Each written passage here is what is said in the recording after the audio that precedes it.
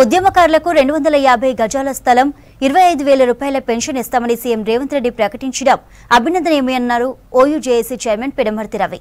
Hyderabad central court హోటల్లో తెలంగాణ ఉద్యమకారుల ఆత్మీయ సమ్మేళనం నిర్వహించారు.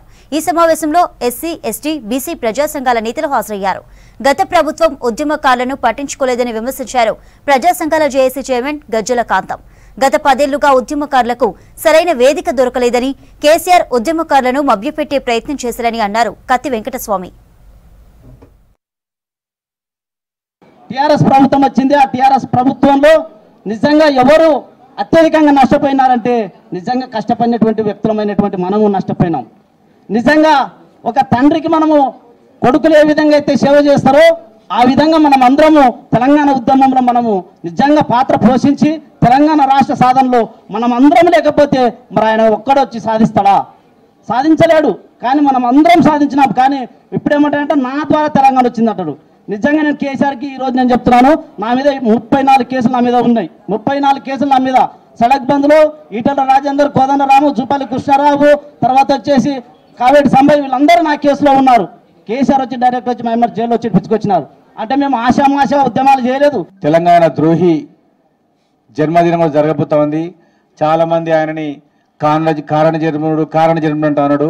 తెలంగాణ ఉద్యమకారుల పట్ల ఆయన కాలయముడిలాగా ప్రవర్తించాడు.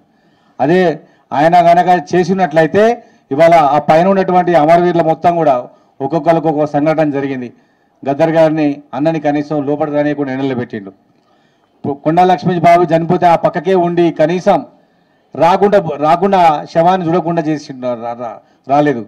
అదేవిధంగా కొండా లక్ష్మణ్ బాబుజీని చంద్రబాబు నాయుడు బయటికి పంపిస్తే తన ఇల్లు ఇచ్చి పార్టీ ఆఫీస్ని కాపాడిండు మరి కొండా లక్ష్మణ్ బాబుజీ.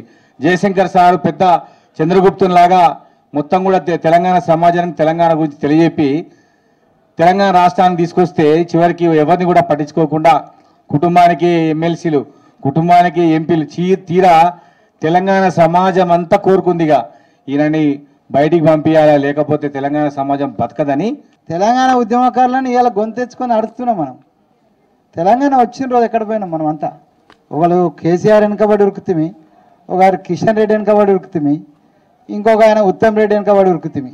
ఏడ ఉరకలేని వాళ్ళందరూ కూడా ఇళ్ళలో కూర్చొని ఉన్నారు. ఏం చేయాలో అర్థం కాక పొలిటికల్గా ఏదైతే నిర్ణయం జరిగిందో తెలంగాణ జేఏసీ, దానికి ప్యారలల్గా తెలంగాణ ప్రజా సంఘాల జేఏసీ. ఈ ప్రజా సంఘాల జేఏసీ మహానుభావుడు కేసీఆర్ తోటి ఎన్ని గంటలు కూర్చున్నాడో మాకైతే అర్థం కాదు. ఈ రాష్ట్రంలో బెస్ట్ హోస్ట్ ఎవడని ఉండాలంటే వాడు కేసీఆర్. ఈ తెలంగాణలో ఉన్న ధరలను గ్రామాల నుంచి తరిమేసిననే కుతంత్రాలు చేసి ఈ ఎవరి మూలంగా తరిమేశారు? ఎస్సీలు, ఎస్టీలు, బీసీల మూలంగా, ఈ అనగరిన కులాల మూలంగా మమ్మల్ని ఊళ్ళ నుండి తరిమేసినని ఆలోచన చేసి తెలంగాణ సెంటిమెంట్ అడ్డు పెట్టుకొని టీఆర్ఎస్ పార్టీ పెట్టుకున్నాడు. ఆ పార్టీ పెట్టుకొని ఆయన రాజకీయ అధికారం కోసం, రాజకీయ పదవుల కోసం, ఆస్తుల మీద ఆశతోనే ఆయన పార్టీ పెట్టుకున్నాడు తప్ప తెలంగాణ